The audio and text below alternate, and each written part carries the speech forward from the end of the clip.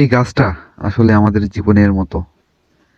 যখন মানুষের হাতে টাকা থাকে, ক্ষমতা থাকে, সুস্থ থাকে, তখন সে অনেকের উপকার করতে পারে।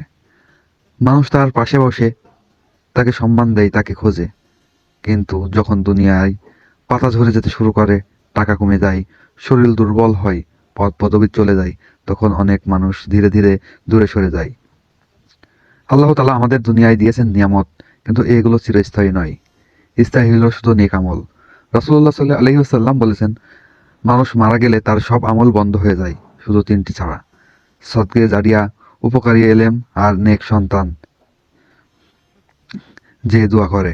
গাছের যেমন ছায়া দিয়ে যায়, ফল দিয়ে যায়, তেমনি মুমিনের জীবনও হওয়া উচিত উপকারে ভরা, যাতে পাতা ধরে গেলেও তার আমলের ছায়া মানুষ পেতে থাকে। দুনিয়ার সৌন্দর্য ক্ষণস্থায়ী, কিন্তু আল্লাহর পথে কারোর ভালো কাজ কখনো ঝরে পড়ে না।